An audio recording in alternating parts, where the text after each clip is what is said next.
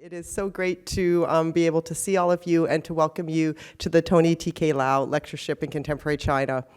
I'm Tina Chen. I'm the Vice Provost Equity and also a distinguished professor in the Department of History. And I had the great pleasure in working with Tony, setting up this lectureship. And so it's really wonderful to be having our second annual event.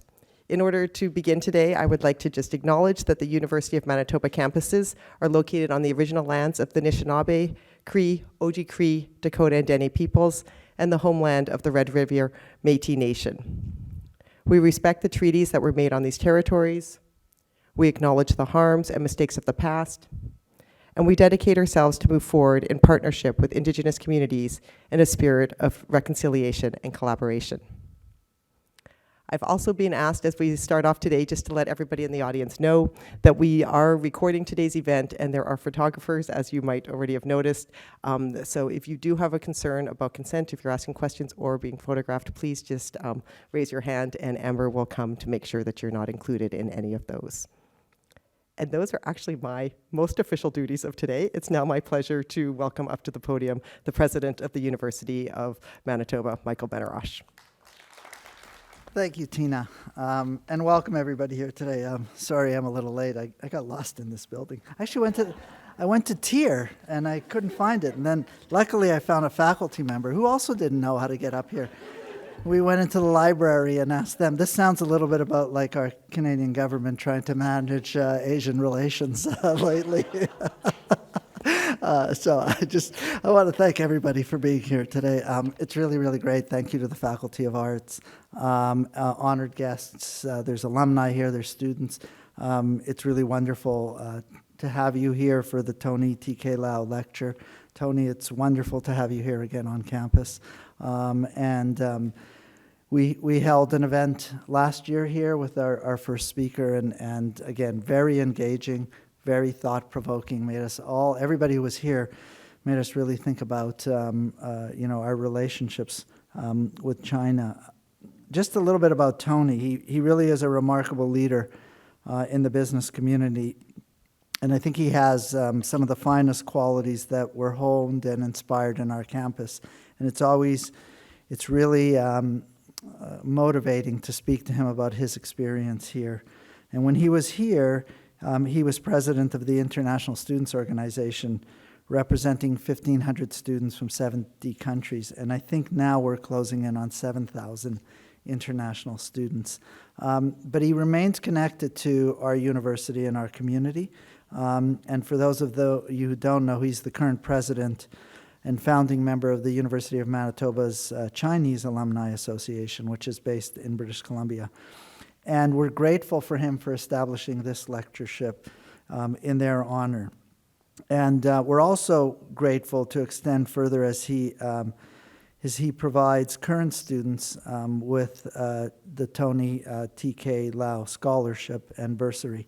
And so he's very committed to seeing students be successful, do well, and leave the university as global citizens, understanding the complexity of the world.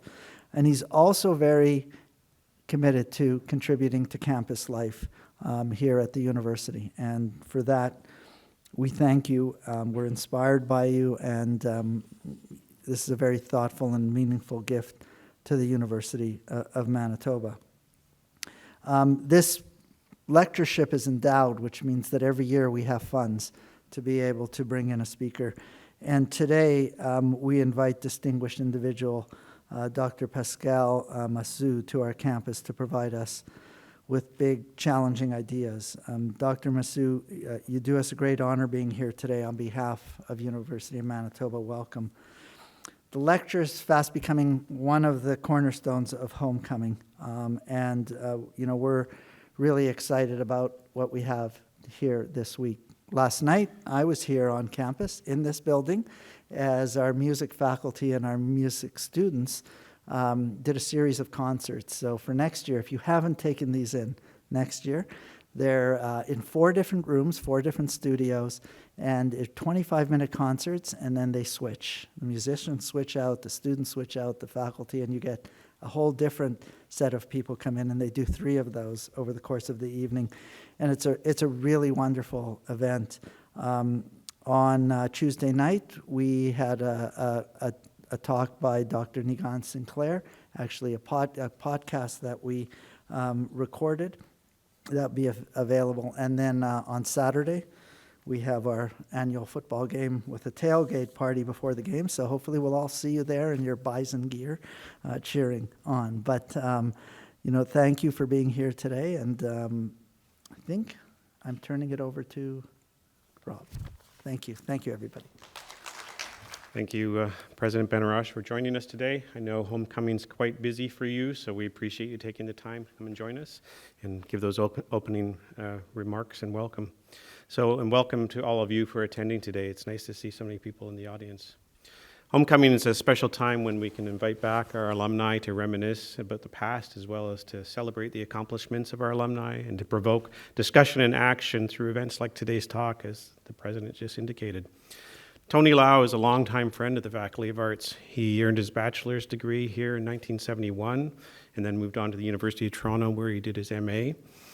In 1981, as was noted, he founded the Tony Lau Insurance Agencies Limited in British Columbia, where he continues today as president and CEO. Tony's connection with the U of M remains strong and led him, along with a small group of others, to found the University of Manitoba Chinese Alumni Association of Canada. Michael Ng, a fellow association member, also joins us here today. So welcome from BC. As the president mentioned, Tony established this lectureship along with a scholarship, bursary, and an academic prize. So Tony, thank you for your generosity, your dedication to students, and your commitment to help further our understanding of the role China plays in the world. Thank you.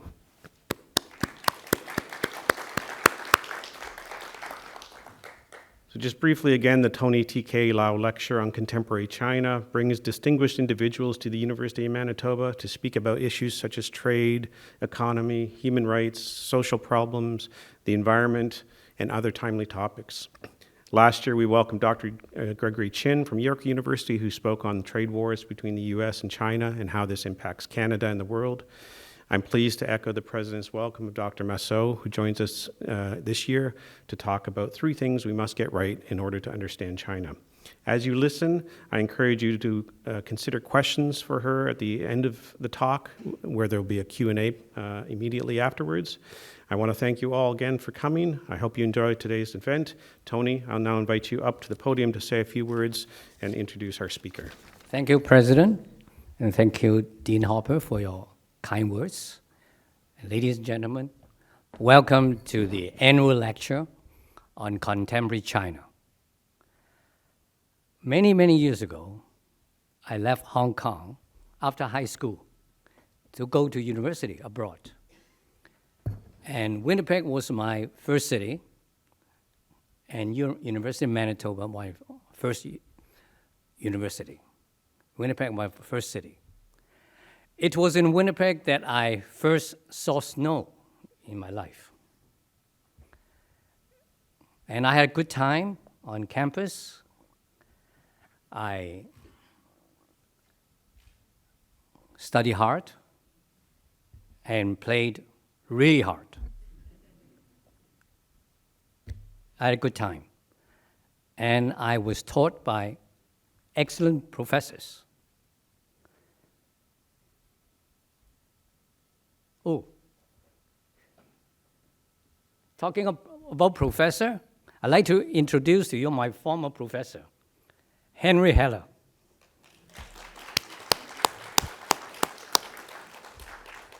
So, Henry, we had a good time. Don't tell. In University College, where you taught me history. And I enjoy what you taught. And especially the course I still remember in historiography. And I want to thank you again for encouraging me to pursue my studies, grad studies in Chinese history, and to find a university that offer more research materials in Chinese. But I'd like to add here, emphasize that University of Manitoba is my favorite university.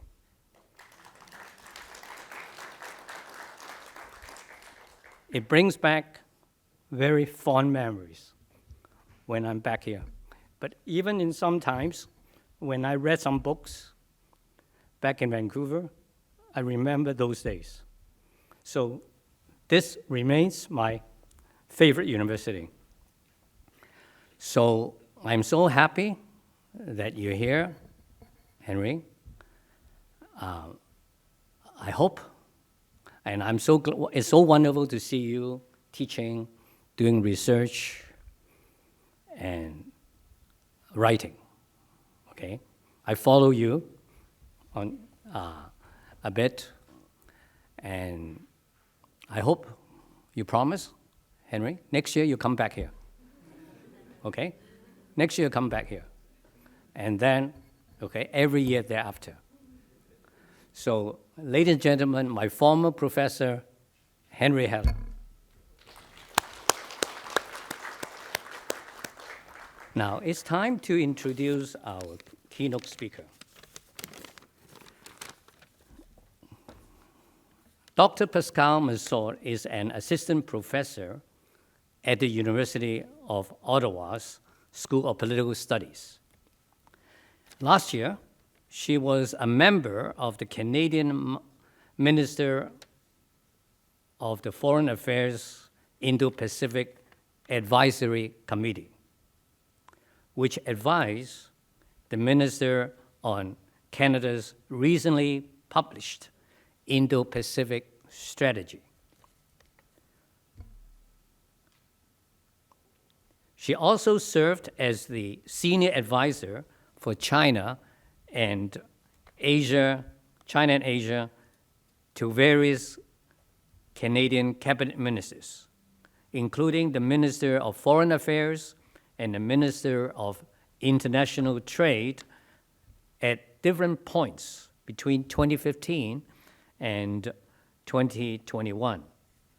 Her research focuses on the global political economy of China's rise, China's impact on global commodity markets, Canada-China and Canada-Asia relations, as well as Canadian public opinion on China. Dr. Pascale Massot was the 2014 to 2015 Cadeau-Lager Fellow at Global Affairs Canada. She was a visiting PhD candidate at Peking University's Center for International Political Economy. She has a PhD in political science from the University of British Columbia. Her book, upcoming book, China's Vulnerability Paradox, How the World's Largest Consumer Transformed Global Commodity Markets, is coming out next year, early next year, with Oxford University Press in early 2024.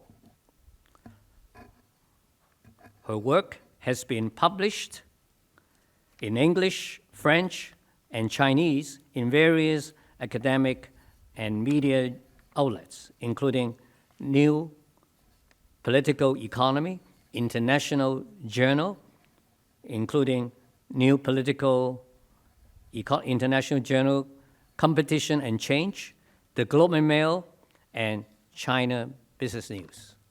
Ladies and gentlemen, please help me welcome our speaker, Dr. Massot. I'm very happy to be here. Je vais dire aussi bonjour à tout le monde en français. Je suis très heureuse d'être ici. 大家下午好. Thank you to President Benarash for your kind words and in Hapa. And, you know, most of all, I want to extend my gratitude to Mr. Lau for endowing this lecture. and for his vision to create a space to discuss contemporary China. I think it's very important, and I fully support your goal here. Also, many thanks to the University of Manitoba Chinese Alumni Association and the Chinese Cultural and Community Center for their warm welcome yesterday over dinner. And it's a pleasure to follow on from Professor Gregory Chen, who came last year and who's a good colleague of mine. And thanks in advance as well to Professor Tina Chen for moderating the Q&A that will follow. Finally, thank you for being here, in this busy week, beginning of term, to take time to pause and think about the way we think about China. Before going any further, I will also acknowledge the land that we are situated on and its history. I acknowledge the long-standing relationship of Indigenous peoples with this territory, pay respect to all Indigenous peoples from this region and from all nations across Canada who call Winnipeg home. So, at a time when understanding China has arguably become more critical than ever, it has become more difficult to understand China. At a time when stakes are high and the future is uncertain, China debates seem to have narrowed. The current environment is having a negative impact, I would argue, on our willingness to challenge commonly held positions on Chinese politics. The case that I will be putting to you today is that there perhaps has never been a more important time for nuanced understandings, plural, of China. I will make the case that we need to challenge common frames and also to pay attention to Chinese domestic dynamics. To this end, we need more expertise and debate around our understanding of the Chinese polity, not less. And this is true, by the way, I will say, no matter one's political proclivities, whether you think that conflict with China is either unavoidable or imminent even, or whether you think that conflict with China is unlikely, avoidable, and highly undesirable. I first made my way to China in January 2002. I arrived at night by ship at the port of Tanggu in Tianjin. It was a very unusual way to arrive in China. Upon arrival, there was very little signage. The customs setup was really sparse, and I quickly found myself in the parking lot behind the customs office wondering what to do next. My entry into China, the way in which I first became acquainted with the country, thrust me right into the human everyday side of Chinese realities. Of course, I felt the presence of the party state too. Speakers blaring out propaganda lines in a small Tibetan village I spent some time in Gansu province, for example. But there I was more interested in spending my days philosophizing with a Tibetan monk. That year, I spent a lot of time in the spaces around and amidst the constraints imposed by the party state. I saw a lot of diversity. The context has changed, of course, and the pendulum has swung in another direction, but I think the overall message still resonates today. So I'm talking about frames today. Why are frames important? What are frames? The way I understand it, frames are a set of ideas or assumptions that determine how something will be perceived or understood, right? They're like the architecture of our thoughts, in a way.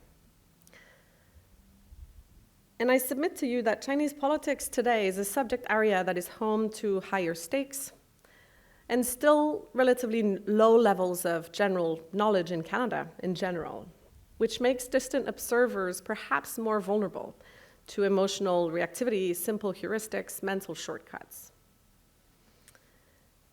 So we need to understand China better. This is something that may seem obvious to you, located as you are in a place of higher learning. If so, this is great, you'll be a friendly crowd. But I will talk today about 3 specific ways in which I think we should be more perspicacious when thinking about China. So 3 frames that I argue are often deployed in Canada when thinking or talking about China that I think hurt our collective ability to see China more clearly. So the 3 frames I cover in this talk are the frames of coherence, power, and predictability. And instead, I propose that we look at the Chinese government behavior through the frames of heterogeneity, vulnerability, and uncertainty. Let me unpack this a little bit for you over the rest of the lecture. So heterogeneity. What does that mean? Heterogeneity meaning, consisting of dissimilar or diverse elements. So it essentially means being attuned to variation. Variation in Chinese domestic contexts, variation in Chinese government behavior abroad across issue areas, sometimes within issue areas, variation in China's impact internationally. But the debate has been constructed for over 2 decades, at least, regarding China's rise, between folks who believed that China was either going to mostly play by the rules or try to disrupt them.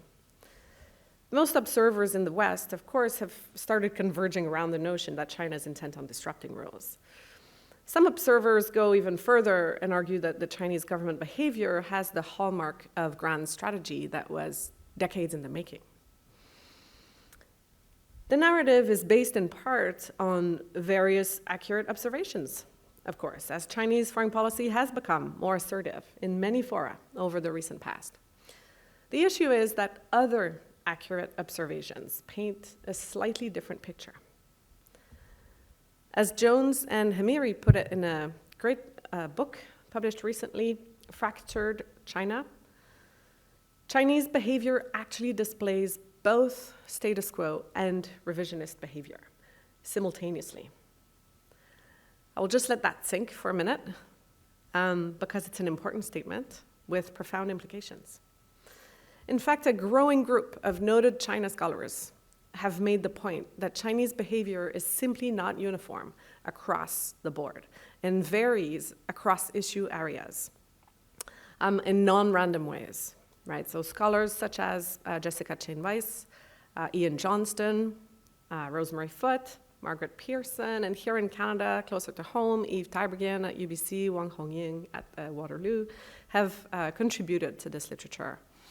And I contribute to this scholarship as well in the book that is coming out in 2024 with Oxford University Press that I wrote that is called China's Vulnerability Paradox. I argue in the book that China behaves differently even across different commodity markets. This is rooted in the fact that the lay of the land in China varies quite a bit across markets, as do the interests of different Chinese domestic actors. This is true for any country, by the way, but it manifests itself in China in specific ways. So what? Why should we care about this? Here are a few reasons that I'll put to you. So failing to pay attention to variation in Chinese government behavior internationally, within even some policy areas like commodities, has the unfortunate consequence of obscuring the interest groups inside or outside the country that have preferences that do not align with the PRC party state and may in fact align more closely with Canada's.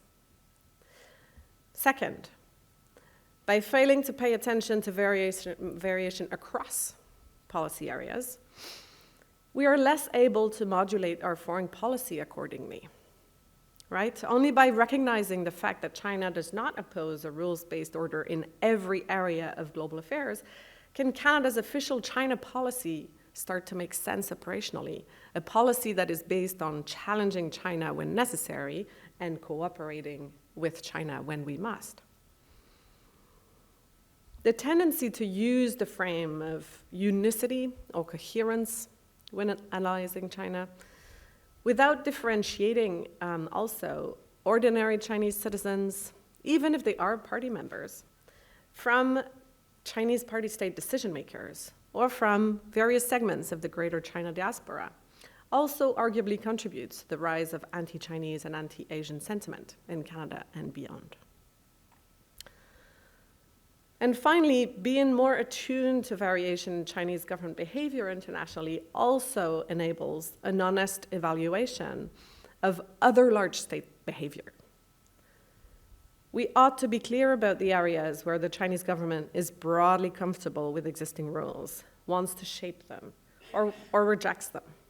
But we must be clear about the same with regards to Brazil or India or the US.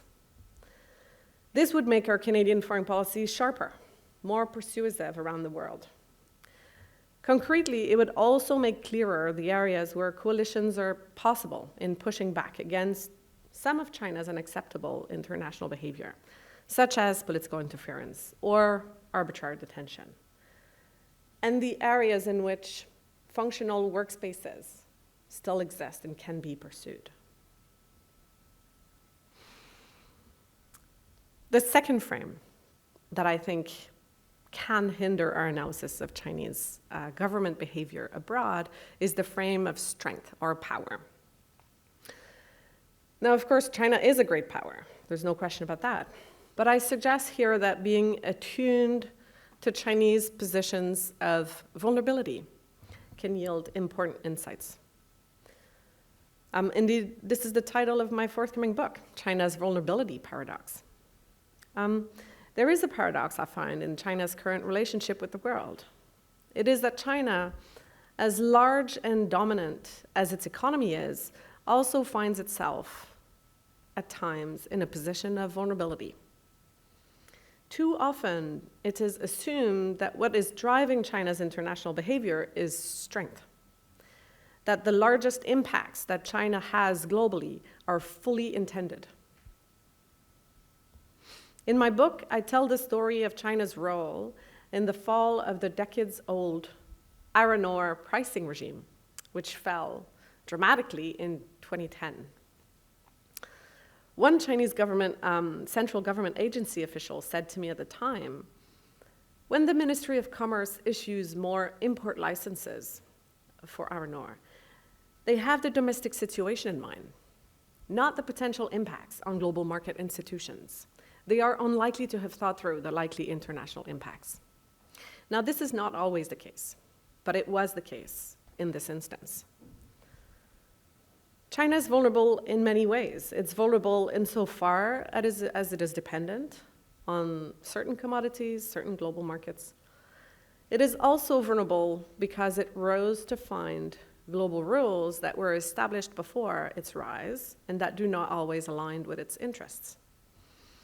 As a Chinese academic put it to me regarding iron ore, China is the largest iron ore importer, he said.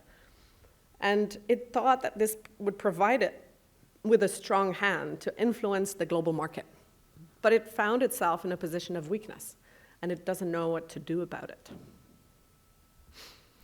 At the domestic level, China also has vulnerabilities that derive from its underdevelopment, the structural imbalance of its economy, demography, as well as its authoritarian regime.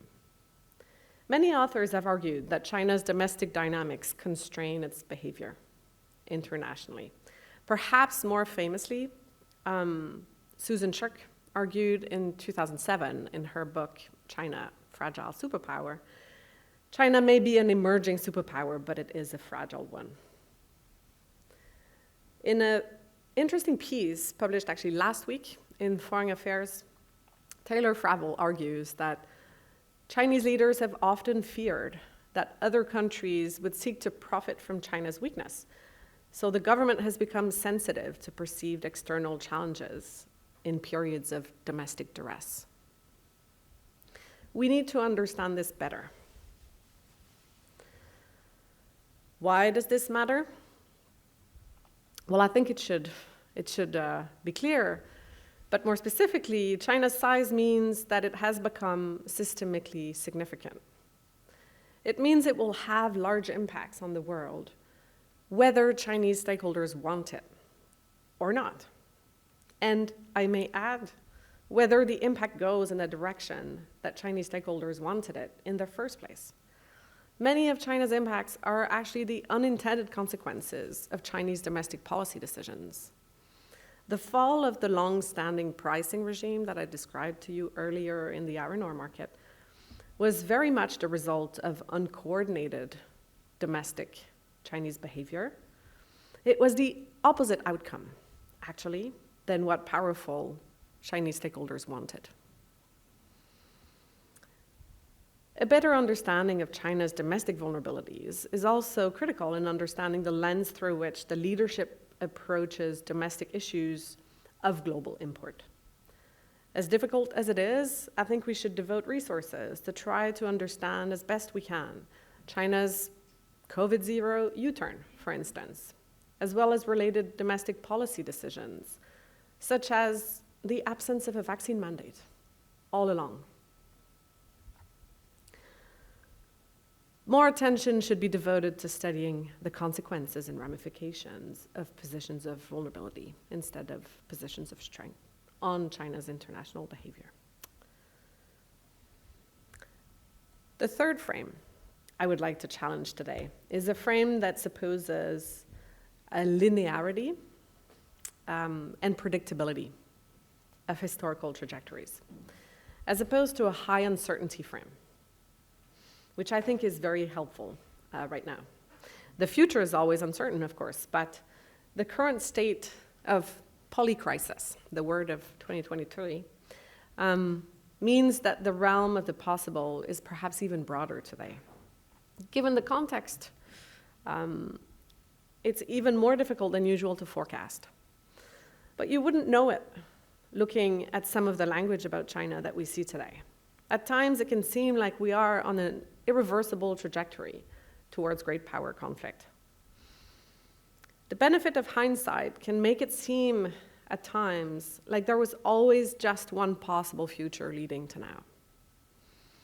That back in the 1990s, if we would have only read the tea leaves better, as it were, we would have been able to predict where China is today.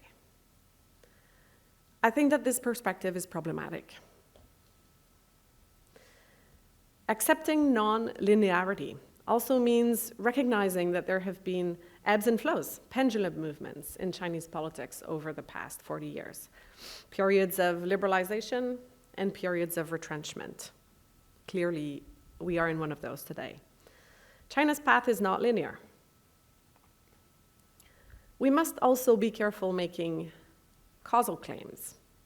If one concludes, for instance, that all of the West's engagement policies towards China since the 1980s led us to Xi Jinping today, I think we run the risk of both overestimating the role of external forces on Chinese domestic politics, while at the same time failing to properly assess the different forms of engagement that took place, their various limits, and the actual impacts that they had.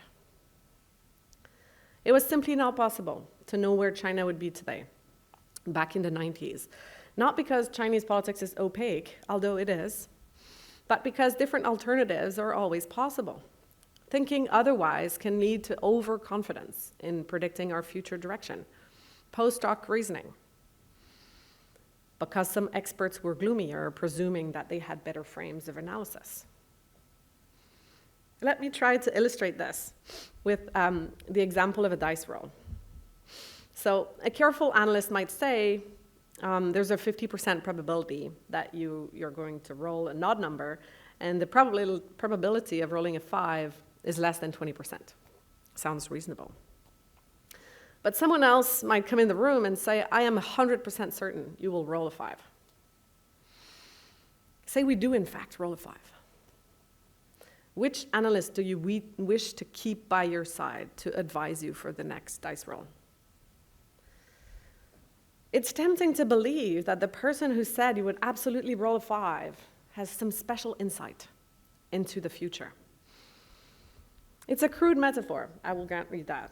But the point here I'm trying to make is that we must think very carefully about the various scenarios, but pay close attention to the logic behind predictions. I fear that some have decided they know the future with certainty. Many are calling the odds on China right now. Some, in hindsight, will seem to have been prescient. But we have to make sure we understand whether the analysis underpinning their views actually stands up to scrutiny. One of the most damning effects of high confidence in future Chinese government behavior is that it undermines the perception of our own agency. Here, the US, of course, is the most relevant actor. Certain behaviors on our behalf will make certain responses by the Chinese leadership more likely. As Jessica Chain-Weiss argues in a 2019 piece, overreacting by framing competition with China in civilizational or ideological terms risks backfiring by turning China into what many in Washington fear it already is. This means that we should think in a realistic way about a certain number of Chinese behaviors, government behaviors, that we would prefer to see, and think about what we can do to make these more likely, as opposed to focusing solely on our values, in isolation from feedback loops. Much of the time, that exercise will be a little painful for a country like Canada, which likes to think that it can have an impact on its own. Let me conclude here. Assumptions of coherence, power, predictability, I argue can constrain our thinking on China and the elaboration of sound China policy. Let me return to something I said at the beginning of the talk. I said that understanding China better should matter no matter your political proclivities. One wants to develop a frame of analysis that is as representative as possible, whether you're a general or a journalist, a diplomat or an ordinary citizen who cares about human rights. This matters for everyone. In the subsequent encounters I've had in China mainland since Xi Jinping took power, contrarily to my first trip, I very much felt the weight of the party state. This certainly has to do with the types of meetings I was having. Most agree, however, that the spaces around and amidst official constraints have sadly narrowed, just as the China narratives in the West have narrowed. The two trends are not unrelated, of course, and feed off of each other. In universities, of all places, we need to broaden and deepen our analysis. We need to challenge what may at times seem obvious. We need to accept nuance and rigor as part and parcel of sound analysis on China. And we need to accept and live with the weight of the unknown and the plausibility of different scenarios, even if it is uncomfortable, and use it as a disciplining force on our analysis. The students in this room are well positioned to do this, and we very much hope that you will take on this task. Thank you very much. Well, first, thank you so much for just a wonderful and I think thought-provoking talk. And for those of you who I don't know in this room, I introduced myself earlier as the Vice Provost Equity, but I am also a historian of modern China. And so really pleased, we were talking last night and we have a number of sort of mutual connections through our training, those we've engaged with over the years in really thinking about the place of China from a global framework and those perspectives. And so I'm just really thrilled that you could join us today. I know there'll be many questions from the audience, but because they've given me the microphone, I'm gonna, I think, ask, or I guess as you were talking, I was reflecting quite a bit, and I think back, and it has to be, it's probably more like 20 years, maybe it's 15, because I can't keep track of time. But I remember the time when the Globe and Mail decided that it was time to talk about the rise of China and that we needed, as a nation, to somehow engage with it. And I'm not sure if you remember this because you're much younger than I am, but they published the whole paper, and the front page was in Chinese. I can't even remember what it was now. And it was the first time where there's no English, and so you had to open it. And it simply said, if you can't read this, your future is in danger. And they then proceeded to do, it was the first time they'd actually done the entire newspaper focused on issues around China. But it was also pretty clear that they were engaged in a series of kind of scare tactics. It was reminiscent of Cold War propaganda about, the fear of the other. And as you were talking, I was thinking about how I'm not sure they would make that same editorial decision now, but the ways in which the media also continues to want to kind of find sound bites that reinforce for us what we think we know. Rather than asking us to think more deeply. And I guess, I just wanted to invite, is there, I know we were talking yesterday about reading newspapers and things like that. Is there a place where you would love to have intervened in something that you've seen in the media on China recently? Yeah, this is a huge topic. And I think that the way China is covered in mainstream news media doesn't give enough space for a multiplicity of views, and I think it's a problem because it's one of the key themes of my talk. I guess we need to have people around the table who will say different things. We cannot sit around the table. It's too big of an issue. It's too complex of a country, and it has too much of a multiplicity of impacts on the world to have 5 people around the table saying the same thing. We would. Thinking about, in Canada, sometimes it's hard to think about China, but we're very much used to thinking about the US. And the equivalent would be to have, a kind of uniformity of coverage about the US, and that doesn't make any sense. And to have 5 people around the room who would say the same thing, or who would fear the same thing. And that's impossible because the United States is too large and it's too complex, and there are a variety of things and expertises that we need around that, And we just don't have the reflex to think the same way about China, and I think it's a problem. So, yes, we need more diversity of views. We need debates. We don't need to be shutting people down. All of the above, yeah. I'm going to just have a look out. Is there anyone in the audience who wants to start off with any other questions? I'm going to go to the top, Henry, and then I will come back down. So, and that was the order the hands went up. Go ahead. Oh, I'm sorry, I didn't mean to. Oh, no, go ahead. So, Professor, I was wondering, is there actually a problem then, and it sounds like I think I know where you might lead with this, with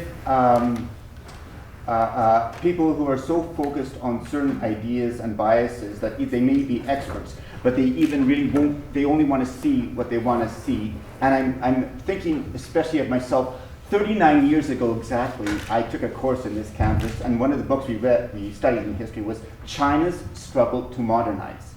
Unfortunately, the professor in that course, with the benefit of hindsight, I look back, I realized the professor at that was so biased and committed to a certain political slant.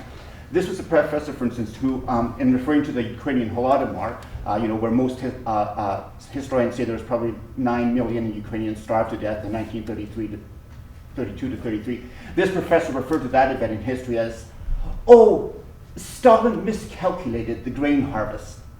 So I can't help but wonder, do we not have that same thing?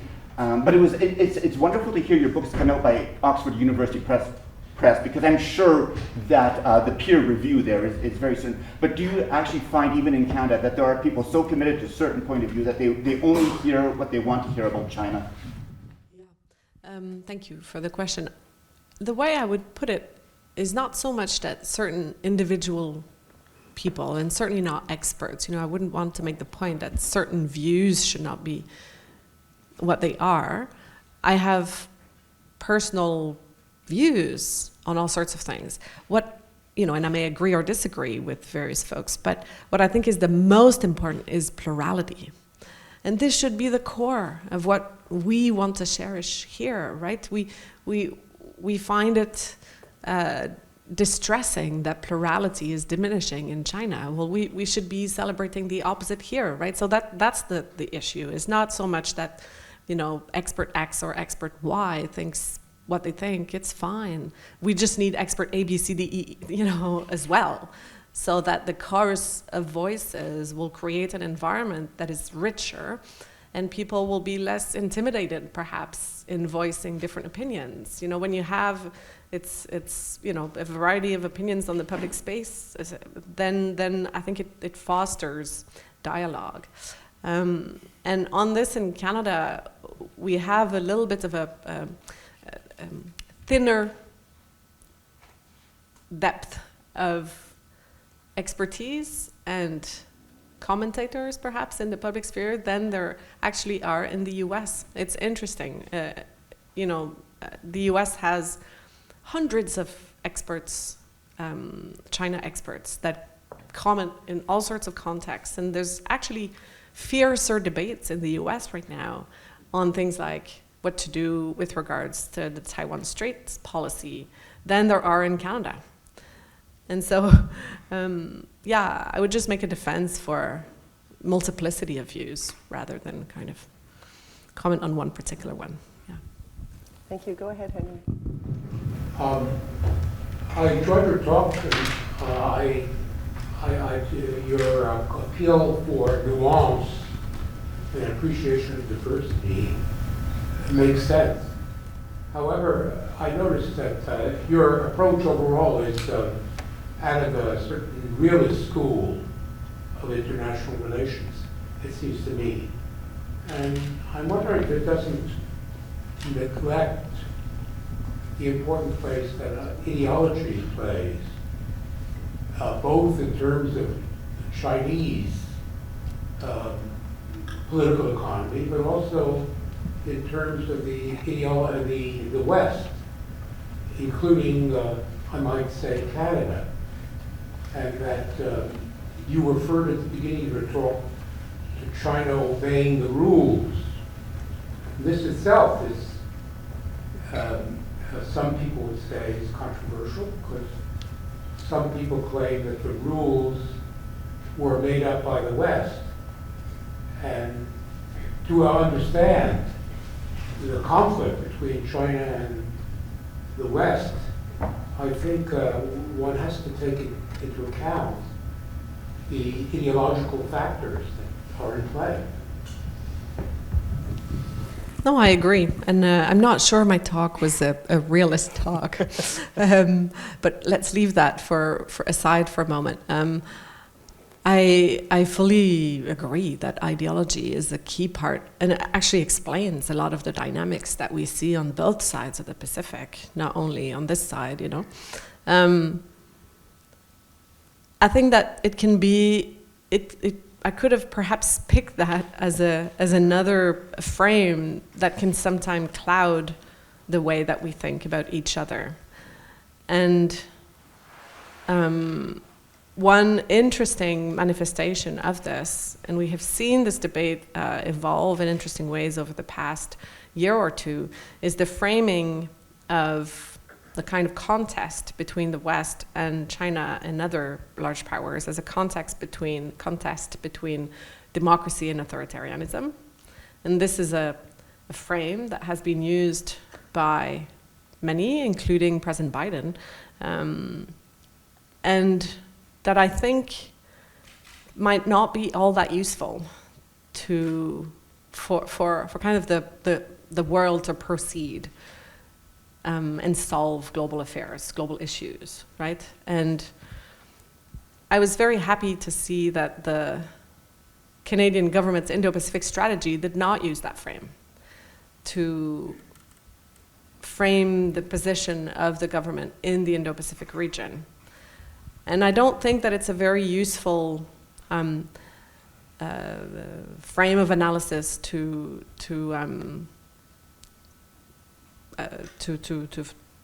explain or to be used as a tool in thinking about relationships with China.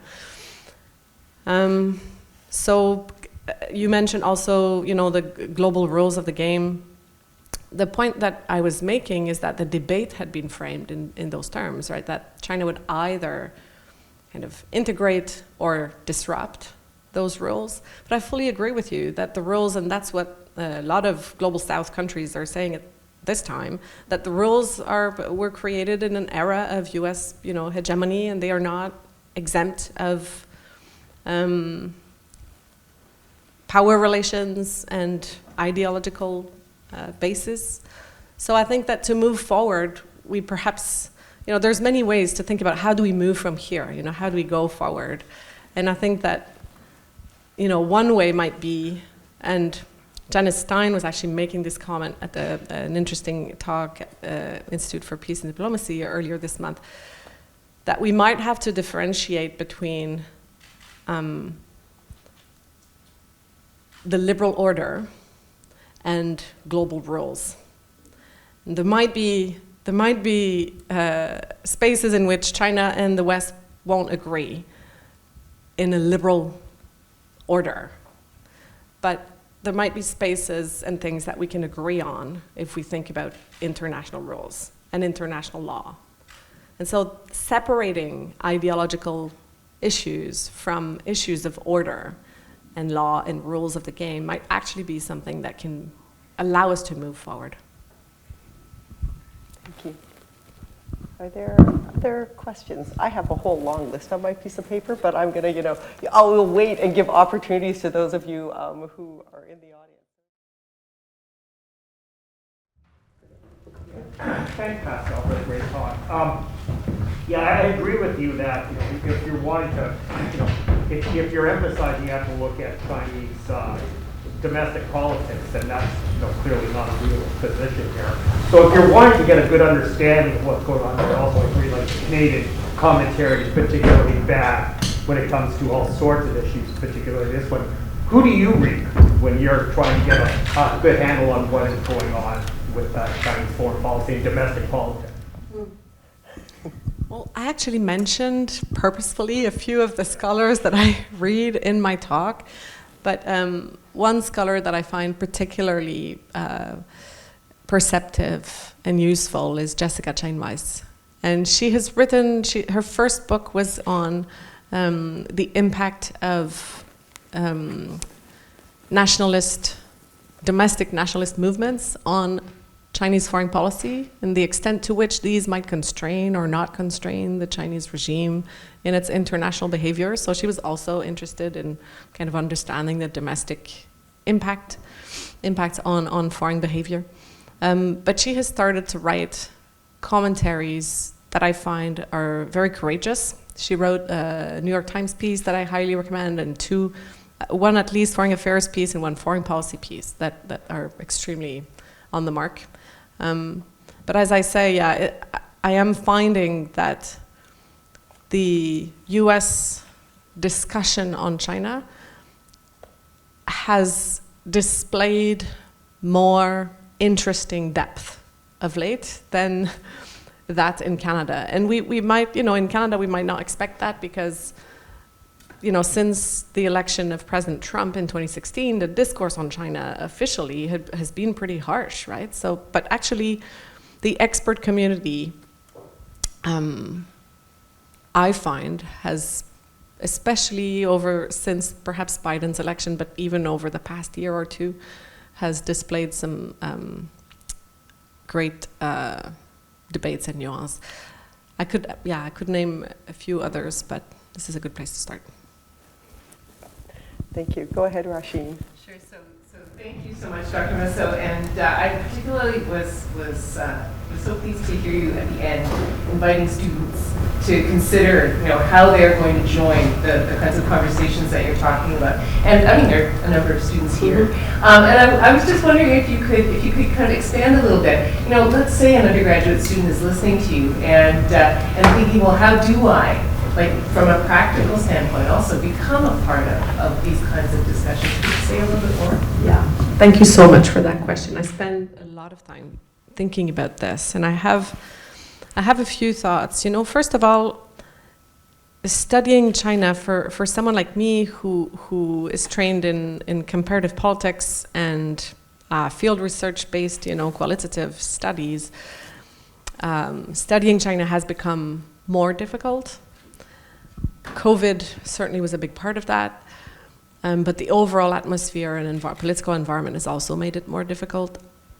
I have the China scholarly community has been returning to China over the past few weeks and months. We are hearing of colleagues who are making their way back and kind of reconnecting.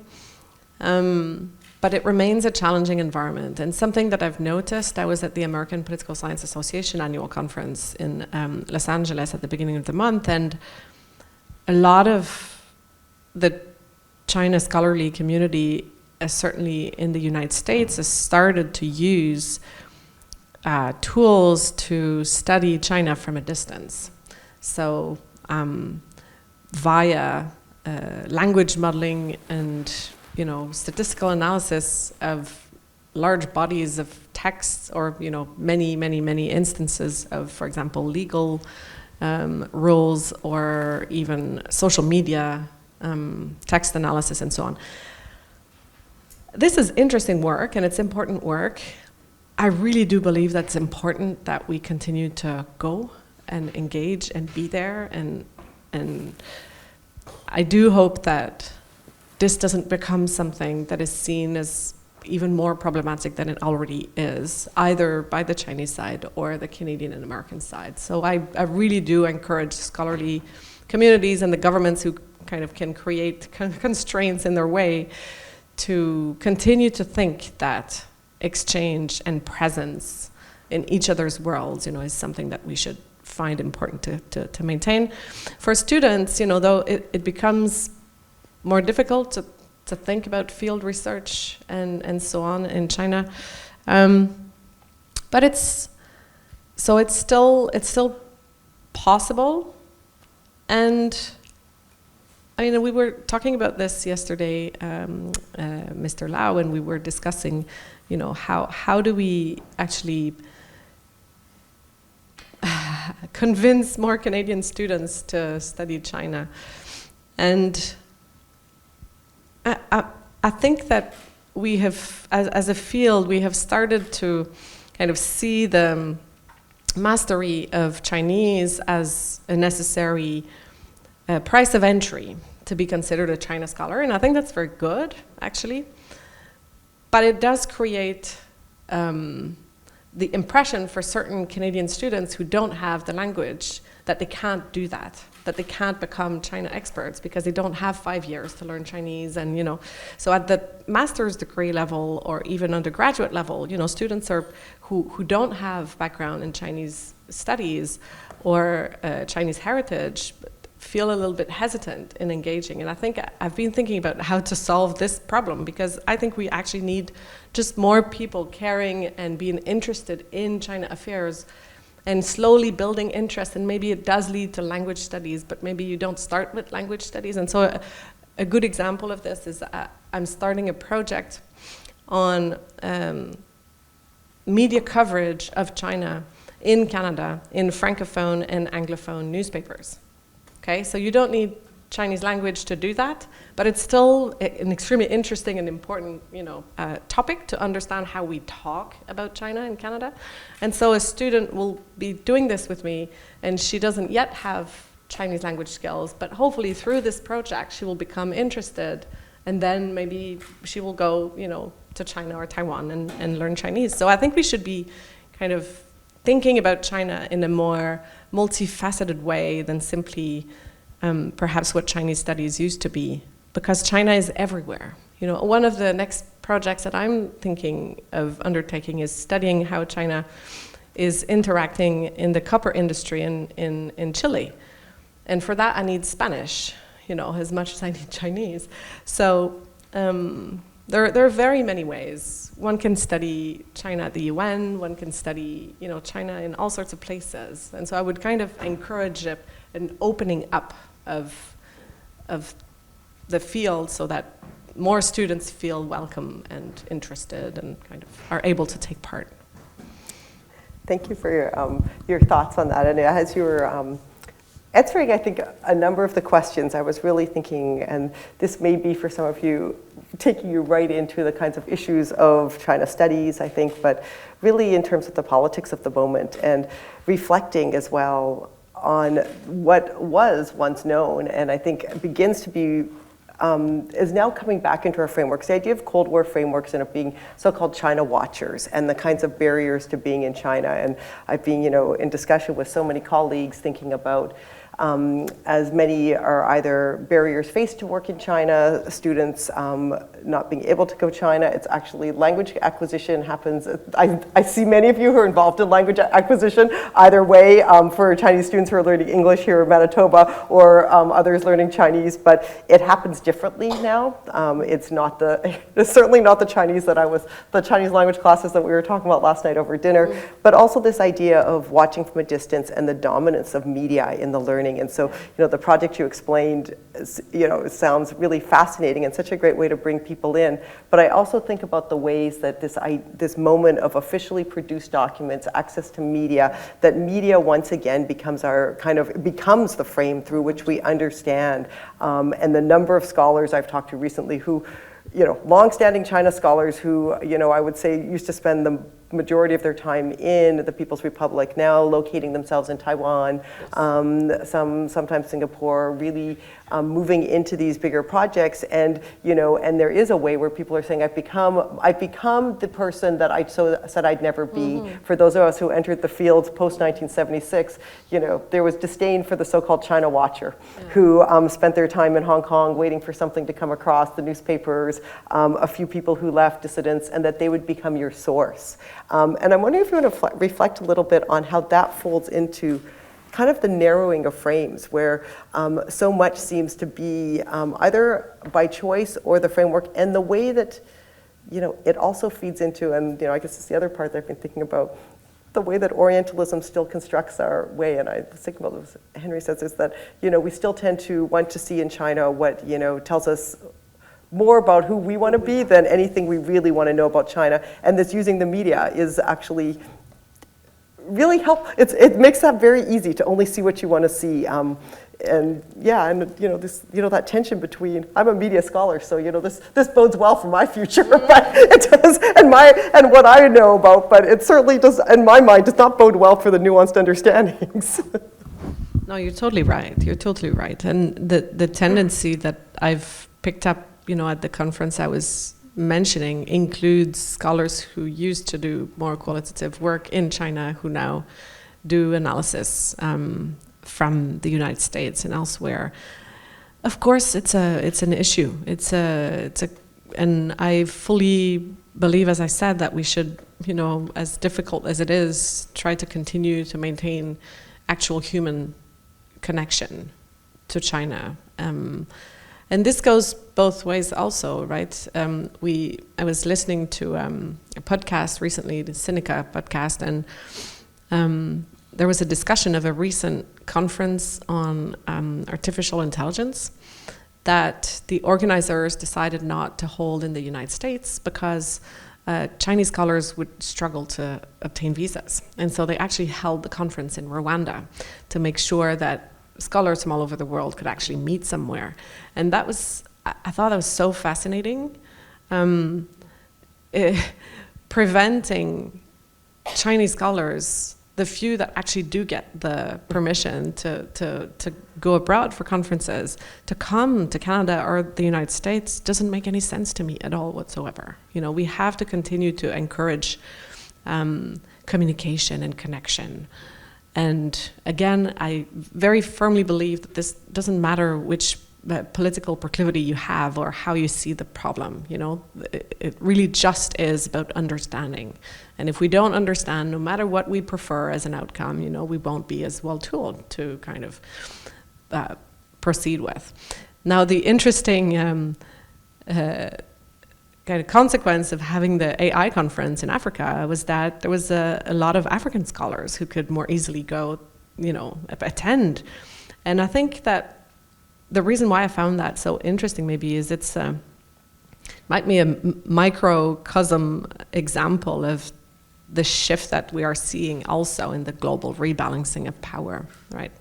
A lot of the future dynamism and energy in research doesn't necessarily lie in the global north or the north, and may lie in the global south. And I think we all have to, kind of recognize that and make efforts to connect and not build, constraints. So, yeah, I agree with you.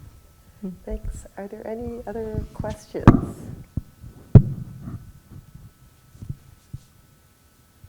Go ahead. For what you were saying on students and stuff. I'm only an undergraduate, but I've really enjoyed what I've heard so far this year. So my question is, I've found in some of my courses, my international relations or comparative politics, whatever it may be, that some people seem to come into these classes to put their mindset onto a piece of paper instead of taking in what other people have to say, or maybe look for different ideas as you were mentioning today. So my question to you is, how would you, to an average person who maybe isn't as involved in all this sort of stuff or wants to become more involved, how would you interact with somebody who has such a stuck understanding of the ideas of China and like the world, whatever it may be, that sort of thing? Yeah, this is a good question. That would take us into psychology more than Chinese politics. But there is actually really good research that's being done on persuasion and engaging with more effective ways of engaging with people who don't hold the same views as you do and who may come across at first as not really willing to kind of entertain different views. And so I would encourage you to read some of that. It's really fascinating. And I think that I haven't read a lot of it, but from the little that I've read, I think that asking more questions, trying to understand, letting the other person perhaps explain more, actually leads you somewhere further than trying to push your own views or your own facts or your own, onto the other. And so I think leading with empathy and kind of trying to understand what actually work. And in the classroom, I think about this a lot, and I try to design, discussions to favor openness and exchange as opposed to just kind of every one student kind of saying what they think.